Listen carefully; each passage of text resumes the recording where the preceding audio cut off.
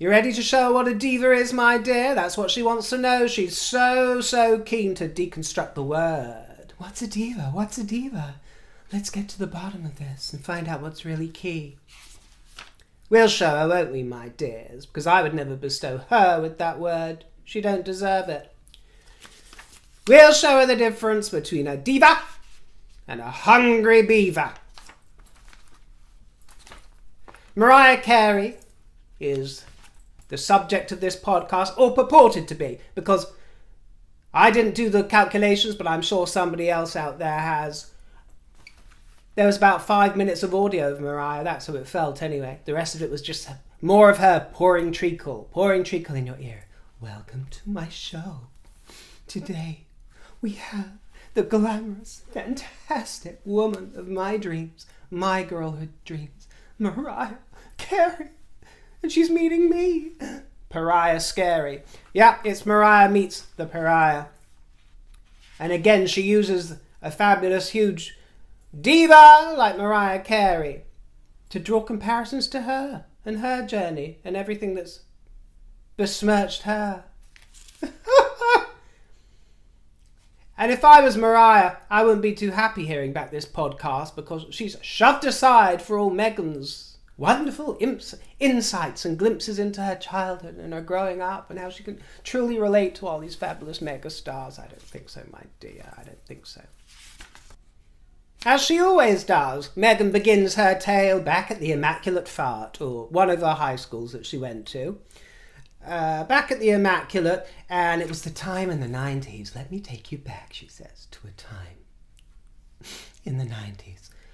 I think it was 98, she said, when there was a program called Diva Live, and it features Celine Dion, Aretha Franklin, Gloria Estefan, Shania Twain, and Mariah Carey. She was glamour, star power. There were no negative connotations about the word diva. Now, I mean, this is redundant before it even begins, because we all know that diva's got 6,000 meanings. We all know you can hurl it as abusive, someone, you diva, or you diva, or it can be something fabulous. But, you know, in this day and age, in 2022, who gives a shit? Everyone loves being called a diva. It's like, you know, you princess. I know, I'm a bit of a princess, aren't I, my dear? You know, everyone loves a bit of besmirchment in a fun, fabulous way. Everyone understands it. And Mariah seems to understand it. You know, she comes across like she's got her head screwed on as much as she, well, maybe that's the wrong terminology. But, you know, she sounds like she gets it. She's definitely got more of a sense of humour than Markle, a real one, and a real personality. She's a lot more candid, but she gets snipped throughout the whole thing, so you're just left with 5 minutes of Mariah Carey. That's how it seems to me. And all this treacle in your ear from Markle, all this treacle. Thankfully, I didn't hear any adverts through it. I don't know about anybody abroad, but here in the kingdom, I didn't have to pay a fee to sign in, and there were no adverts. It kept saying, we're going to an advert break. Nothing popped up, which is fine by me. She ain't selling me anything anyway, my dear.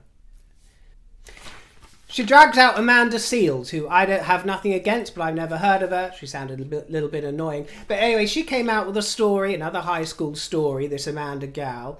She formed a high school group at school, the Divas, called the Divas.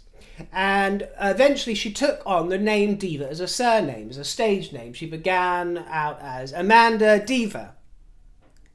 Yeah, it hasn't got the best ring to it, has it? It's not like Amanda Lear. You know, Amanda Diva. Yeah, I mean, it sounds like a really shit drag name, doesn't it? With absolutely no imagination. So guess what? When she went for a job at a radio station, some editor told her, that's a dumb name. It is a dumb name. Give that man a gold medal. He did his job.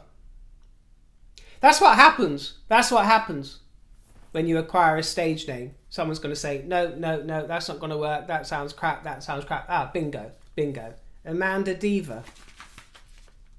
It just doesn't work, doesn't it? So he was giving you great advice, my love. But anyway, this poor girl has managed to drag this out, to give a story, to give credence to Meghan's assertion that the word is used as a negative connotation, and it's also used to drag women down when they become too big for their boots, because of course she wants to reflect her own story in Mariah's story. In your dreams, my love. In your dreams. Amanda was experiencing the devolution of the word diva. No, she wasn't. She was getting sound, tough love advice from someone who seemed to know what he was doing. I mean, she's not called Amanda Diva now, is she? At some point, this Seals woman dropped it. Why? Why? If it was so great, at some point, you must have come to the conclusion that actually it wasn't the best idea in the world. I mean, Amanda Seals isn't exactly the most glamorous name in the world either, but the word, she says, went from high class to high maintenance. Well, yeah, I mean, it's no secret that the word began really emerging to describe fabulous singers, opera stars, famously, as they mentioned, the likes of Mariah Carey. It's no secret, and as she goes on to talk about later, her own mother was a singer of that sort of ilk. And it evolved through the ages, as every word does, to reflect different parts of society, and it was kind of hijacked from that sort of theatrical world, if you like, to describe the common woman, or, you know, it's widely used, and was always widely used on the gay scene, the drag scene, etc. So, like any word, it wears different costumes from time to time. But Meghan suggests that apparently this has been haunting her. This has always haunted her, she says. She sits and thinks about these words, you know, ambition and bitch and... Well, not bitch, sorry, the B word. That's what she likes to say, the B word. I just can't bring myself to say it. You know, she has pondered over these words for years. Since her childhood, it's been haunting her. She's so syrupy, so gooey, so treacly. She's incredibly immature. She plays to the cheap seats constantly. She plays to the Fruit Loops out there. It's only Fruit Loops that would tune in to hear this muck, apart from the hundreds and thousands that will tune in to have a good laugh. She's playing to the lowest common denominators. Don't forget it. Don't forget. Really think about who would actually tune in genuinely to hear what she's got to say on the subject. Think about it. Think about it. Think about what backwards Barbies are tuning in for this gong show with any serious intent. Think about it. Think about what brain cells they don't have. Because I'll tell you, none of my mates would be tuning in for it. None of my mates would. Yours? And I would drop anybody that I found listening to such a thing. Unless they were tuning in, you know, with a morbid curiosity because they've heard about this. Because they've heard about this debacle. Then fair enough for 1 or 2 episodes. She goes on into a sort of sycophantic rapture. A rapture about Mariah and her wardrobe. You are unapologetically glamorous, she says. But this is the thing about Meghan, and she does it so insidiously. Have you noticed? No, my dear, Mariah wasn't unapologetically glamorous. She was just glamorous at certain times. I wouldn't say all the time, but she was just glamorous, my dear. Why do you have to put an edge on it by saying unapologetically? Why do you have to make a statement about it? Nobody's asking for an apology, so she doesn't have to be unapologetic at this point. You are the one, Meghan, that keeps inserting or insinuating that some sort of statement is required, that there's some sort of controversy. It's not a statement. It's a frock. And before the conversation proper even begins, she's drawing comparisons to her own journey. Of course she is. It begins with something that I can relate to. Mariah's constant struggle to find her place and to fit in. You had no desire to fit in, my dear. You'd found your place. You knew where you wanted to be, and that was round the corner from Hollywood. You knew that.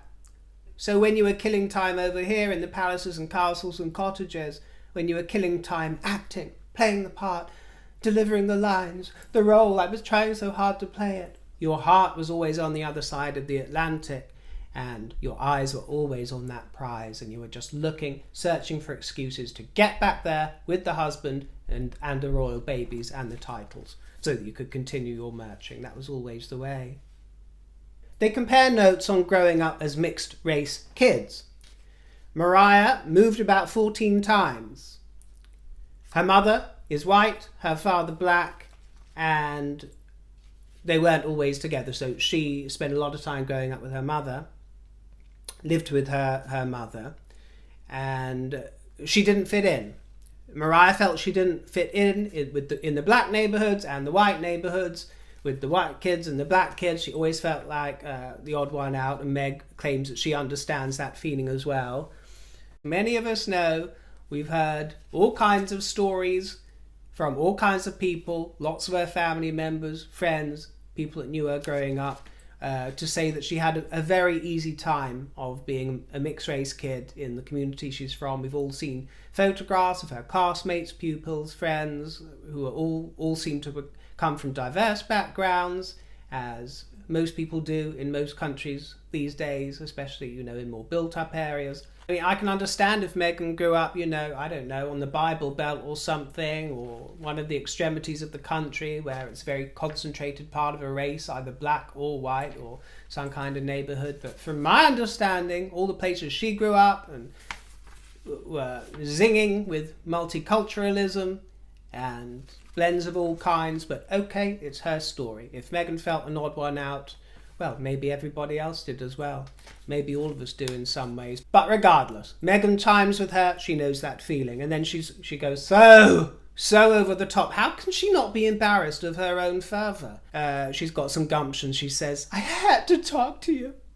Of course I had to talk to you. And when she says this, you must have cringed if you heard this.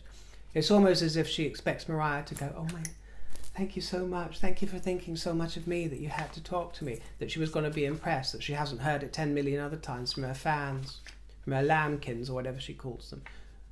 Is it Mariah that calls her fans the lambs? Love and Music Baby? Or am I thinking of Gwen Stefani?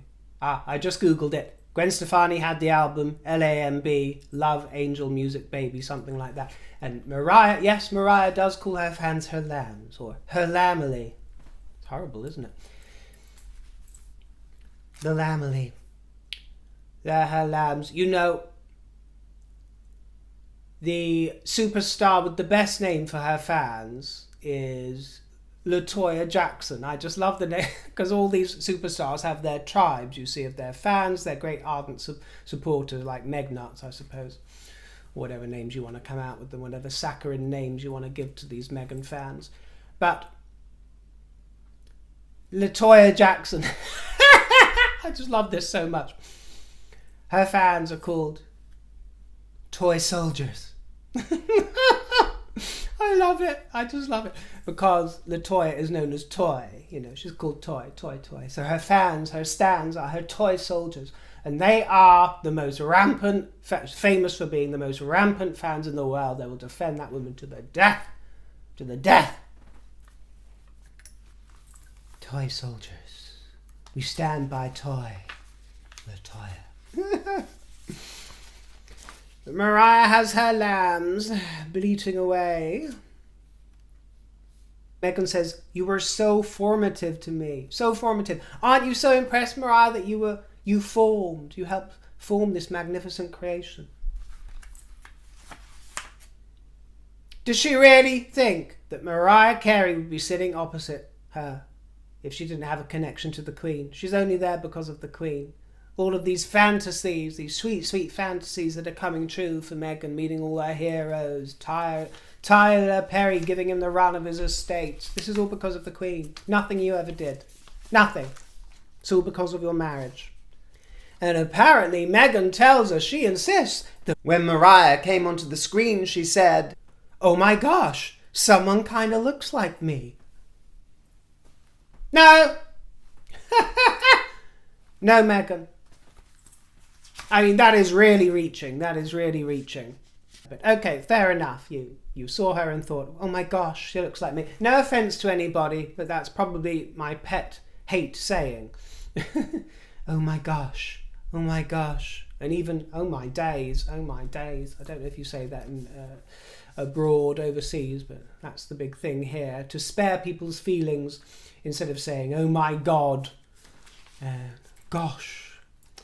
I'd rather people didn't say anything at all, or just, oh dear, or oh crumbs, or oh blimey, oh crikey. But oh my gosh, it's like censoring yourself from saying, oh my God. Do you think God cares? But no, Rachel, we saw you in your formative years, didn't we? We've seen the pictures. And while there was absolutely nothing wrong with you whatsoever, in that sort of tomboy fashion, Mariah was glamorous from the start, you know. She was glamorous, groomed, and together. Behind the scenes, maybe not so much, but together with her manager and husband, Tommy Mottola, they put out a really slick, polished product. People forget what Mariah Carey was like in her image, how finely tuned and honed it was in the first few years. No one really knew that she was a hoochie mama until a few years later. No one really knew back then that she was this restrained creature that was dying to burst free. Her bosoms were certainly desperate to burst free and show the world all that jelly, weren't they? We got to see enough of that over the next few years and decades. Still going on, fair enough. So that's another way that Meghan can relate to her. They were both trapped, waiting to be freed and liberated from their silenced voice. Meghan then makes the astonishing claim that it was only when she got involved with her husband, not Harry, you know, that name that we all know, her husband. It was only when she got involved with her husband that she began understanding what it's like to be treated as a black woman. Up to then, she says, she was treated as a mixed woman or a white woman. She kind of confesses and admits that really her heritage more or less went under the radar, which I'm told was more or less the case with Mariah Carey. What I'm told is that most people thought she was white for years. And to be fair, that helps me understand the struggle of somebody who might appear as if all their heritage is black or white or brown, but actually they have a mix. I've never even told you what my mix is when it comes to my race and my heritage.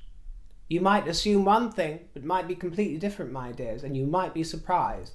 All these kind of things are worthy conversations to have, whether they're worthy to continue into your 40s while discussing it in the style of something that isn't even worthy of what we call GCSE exams in the United Kingdom for 16-year-olds. I mean, these are the kind of conversations that 11 and 12-year-olds tend to have. But as I've said, maybe they're designing this for a demographic of school-aged children and nobody else. They read out the diary definition of the word diva. By the end of the 20th century, both terms of prima donna and diva, although still used in operatic terms, had become more generalized and slightly derogatory remarks referring to only ambitious, demanding women in show business. And she also admits that some take it as a compliment. Yes, most take it as a compliment now. Most take it as that. Anyone with a sense of humour. If you're humourless, no. This is the thing about Meghan, this is what she doesn't understand about some of these names. Mariah politely spells out the word bitch. B-I-T-C-H. I don't know if I'm supposed to say it or not. Oh, come on, this is pre-recorded, Mariah. Have some balls. And does Spotify really care if anybody uses the word bitch? Has it really come to that now? How depressing. How depressing. And they certainly don't mention Nicki Minaj's diss track that was rumoured to be about Mariah Carey with the lyrics, I'm quick to check a bitch if she's out of line. And there were lots of headlines at the time, if you Google it, that suggested it was to do with the feud at the time between Mariah Carey and Nicki Minaj. So who's using the word bitch in its derogatory sense there? Nicki Minaj. Nicki Minaj, my dear, but you didn't bring that up, did you, even though it relates to Mariah Carey? Another cringy moment from Meghan as she recounts the time when she saw the video for Dream Lover and you were wearing your denim hot pants and your tied shirt. And Meghan dreamed of wearing those denim hot pants and tied shirt. Well, didn't we all, my dear? Didn't we all? I got out there, got my hot pants on and shaked it for the world to see and showed that my milkshake brought all the boys to the yard. Didn't you? You could have done that, my dear, instead of trolling around in your sneakers with your drop earrings and your tomboy shirts. You could have got out there much earlier and started learning how to be a real woman, my dear. Nothing about that video feels like a diva, Meghan says. Nothing. So she said, did your life imitate art? Meaning when accusations began being put upon you of being a diva, which was actually for her reputation, not her looks, I'm pretty sure. Or, you know, she says, was art imitating life or life imitating art? What was it? And a conclusion isn't really offered, because I don't actually think that Mariah's ever had reason to think very deeply about it, because it ain't that deep. At the end of the day, it ain't that deep. That's the truth of the matter. Then they share their hair woes about what it's like growing up with a certain afro blend to the hair. Any part of the equation is all hugely valid, hugely important to discuss, but Meghan has this sort of dated attitude where she doesn't seem to realise that all these conversations were had. And although nothing's perfect and there's always some work to do, in 2022, 99% of us have had an education in these things, or are surrounded by loved ones, friends and family of all colours, and understand these challenges. Understand it goes on. So it's just very strange why she wants to drag it all back for this sort of dated discussion of things that people got the knack of decades ago. And I think it's worth mentioning at this time that Meghan is an appalling interviewer. An absolutely appalling interviewer. I mean, it's edited to death, the whole thing. So do bear in mind they would have had hours of recording that's been spliced and chopped down, and then they've added on the clunky, slow, scripted segments. So there's very little of the actual conversation. But she's very uninspiring as an interviewer. She's fawning, which is very unappealing. Nobody needs to hear you being a sycophantic fangirl for 10 minutes of the show. You're so wonderful, you're this, you're that, you're everything that I wanted to be growing up. I saw myself as you. It's just so unnecessary. No depth, no humour. As an interviewer, you're supposed to be invested in their story. They do the talking, you do the listening. And it's so vulgar that you don't even hide the fact that this is just a vehicle for yourself instead of your guests. It makes it feel like you're just using them, which of course we all know that you are. We all know that you are, but you don't even make a pretense of not doing that. It's supposed to be their story. We're not interested in how their story relates to you. In fact, I barely picked up anything on Mariah's story because you kept bringing it back to yourself, my dear. You kept looking for elements of the story to hijack. Meghan says she's got me thinking even more deeply about my own complicated feelings towards the label diva. So she hasn't. We all know that she hasn't. We all know that she hasn't got her thinking more deeply. She's not capable of a profound thought. She's just using this to go on to the next bit because she says, so I wanted more history, more context. And this is so sick. I just find this next bit so sick. How she drags out some expert.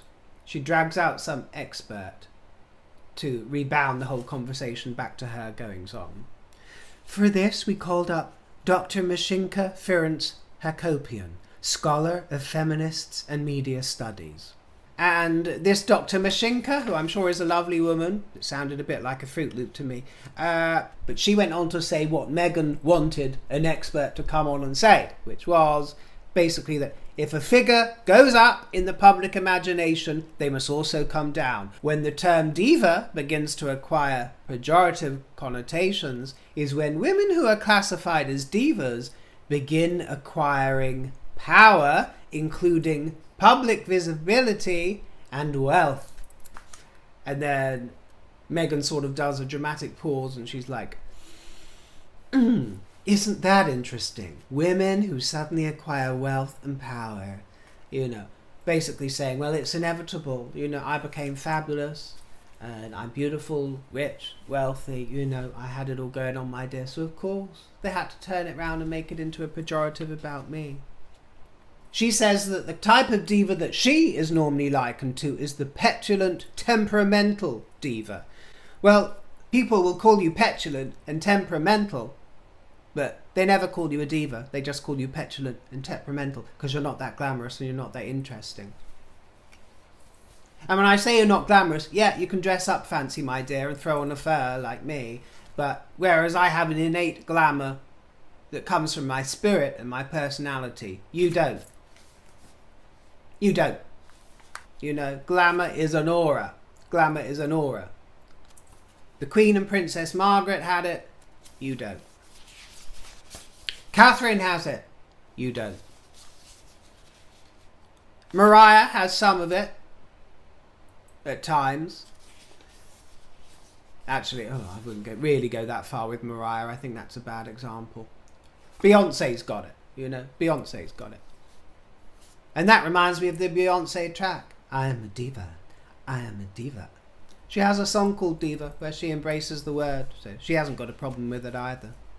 I must admit, when it comes to Mariah and her backlog, I'm a fan of the original incarnation that was under Tommy Mottola's control. I mean, what can I tell you?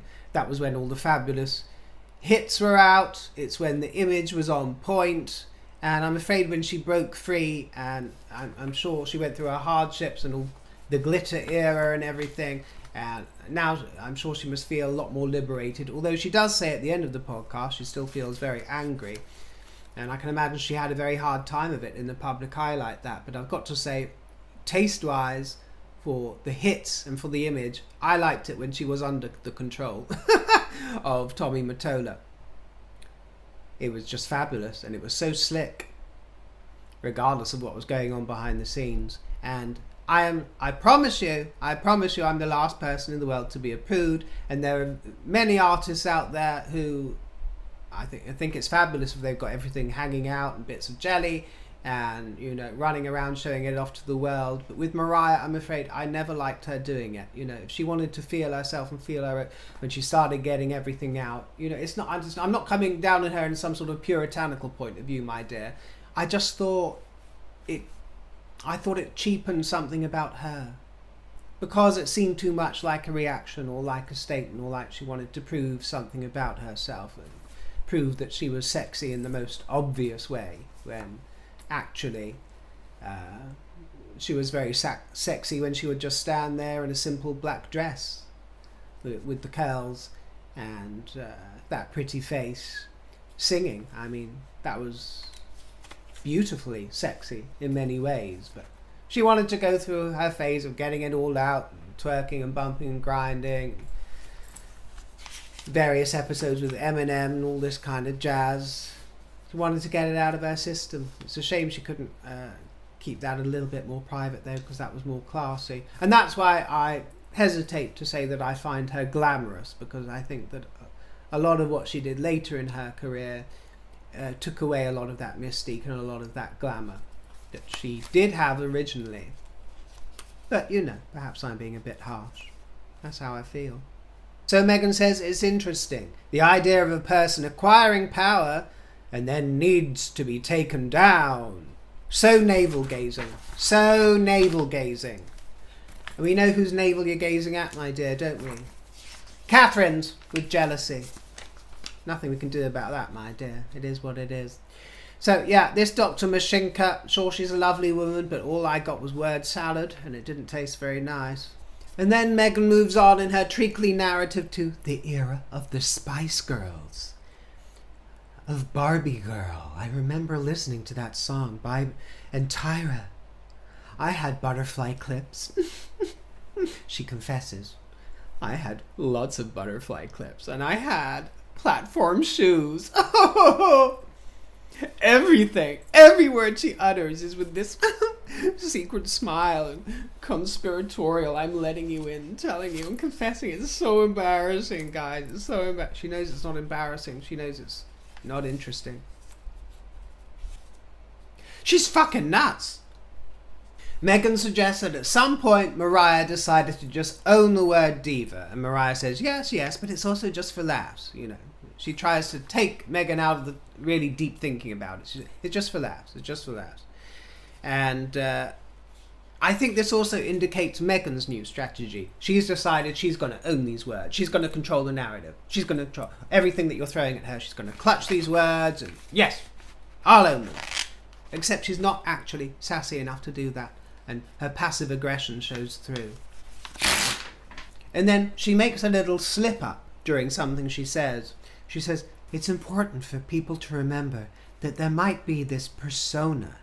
And yes, the diva thing we can play into. I mean, it's not something I connect to. Yeah, she says, it's something we can play into, but no, I mean, it's not something that I would connect to. I would not connect to. And then in a really rather a shady twist in the sentence, I thought there was a slight throwing of shade there, you know, an undercurrent to this. I'm wondering if we'll see this in more of these episodes. She said, it's not something I connect to, but for you it's been a huge part of your... And then Mariah interjects. You give us diva moments sometimes, Meghan.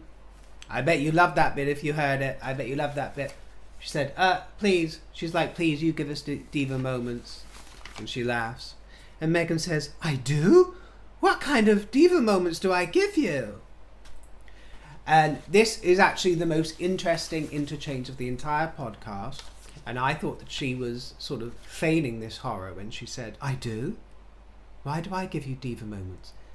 But what she tells us later shows us that actually that comment from Mariah cut her to the quick. When she jokingly said, you give us diva moments sometimes, it cut her to the quick. But more on that in a minute. And Mariah says, well, with you, Meghan, it's all about the visual as well. She says, let's pretend that if you weren't so beautiful... with the whole ensemble, you know, she said you wouldn't get so much diva stuff. You wouldn't get people throwing that accusation at you. She says it's all about stealing the show. People strive for divadom, she says. She's trying to have some fun here. She says, revel in it. And the syrupy epilogue at the end is cringe de la minge, my dear. Cringe de la mange. It really is. It stopped me in my tracks when she called me a diva. I began to sweat in my chair. Darlings, you've got to hear this to believe it. Seriously, she tells us that this playful moment when Mariah called Meghan a diva had her sweating in her chair. She couldn't believe it. She really is too pure to be pink, ain't she? Too pure to be pink. She'll never be a pink lady. My mind was spinning on what nonsense Mariah had clicked on to make her say that. Was my girl crush coming to a quick demise? Does she actually not see me? And if there really is any truth to this narrative that she's so shocked and hurt, I mean, what a wounded narcissist we're seeing there. I mean, that is the sound of a wounded narcissist, isn't it, my dear?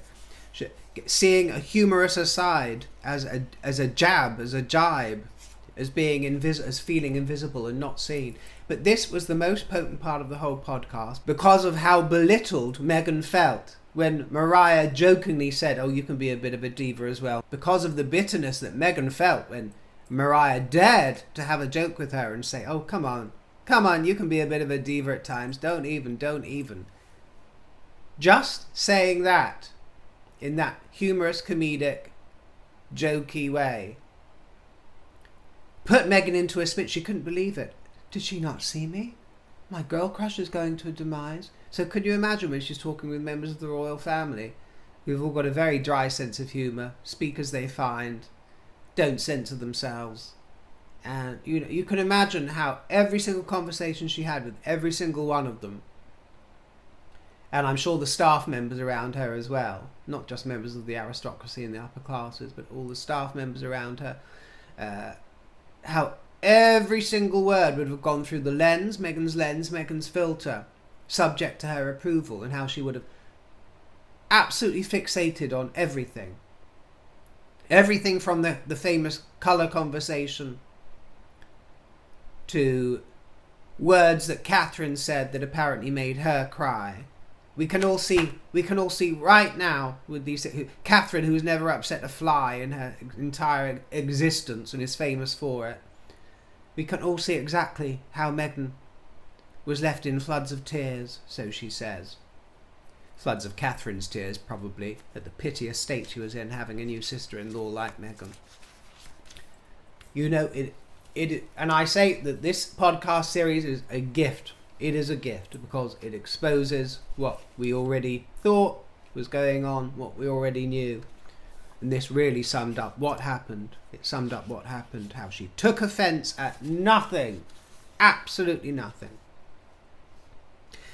But Mariah reassured Meghan that she was meaning it as a compliment, that I heard it as a dig. That's what she said. Did you hear it as a dig? Did you hear it as a dig? If you listened to the podcast when Mariah said that. Well, Meghan did. She's exposing herself, dears. She meant it, and then she reaffirms what Mariah said. She meant it as chic, aspirational, when she called me a diva. Now I know what she meant. She meant that I was chic and aspirational. Are you stupid? It was mind-blowing to me, she says. It was mind-blowing. What will she do with the theory of relativity? If that was mind-blowing to you, have you got a mind to blow, or is it just, as I suspect, tumbleweed? So, there we are, my dears. For better or for worse, that's all I can offer you for episode number 2 of Archetypes, featuring Meghan Markle. I can't wait to see you on next week's podcast. I've forgotten the name of the gal that's on next week, never heard of it. I think that's the 2 biggies over with, isn't it? Mariah and Serena. I've never heard of any of the other. I've heard of Margaret Cho. I've heard of her. It was never my cup of tea, but I've heard of her. Let's see what she rustles up. It won't be about them anyway, will it? It'll be about her, and we'll be able to see her holding herself up for the world to see exactly what she's like. So, it is what it is. I hope you enjoyed my diva-ship, my lovers, because I enjoyed hanging out with you, and I look forward to seeing you in the next broadcast. Come back, won't you, my dears? If you'd like to treat me to a cream cake for something for the diva, my tip jar is in the description box below. So make it rain! Make it rain! Don't you think I've got better things to do than hang out here? I'm the star of the show, my dear. And the understudy will not be coming out to try and take my crown and me, play my part, because I am a diva. Do you understand? It's on fire. It's all on fire down here, my dear. This pussy's on fire. You better believe it. So, Meghan, darling, if you really want to know what a diva is, come talk to River, because River will show you. But you still won't get it, because there's nothing going on.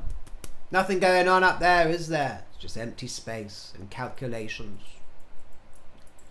Misremembrances, recollections that may vary.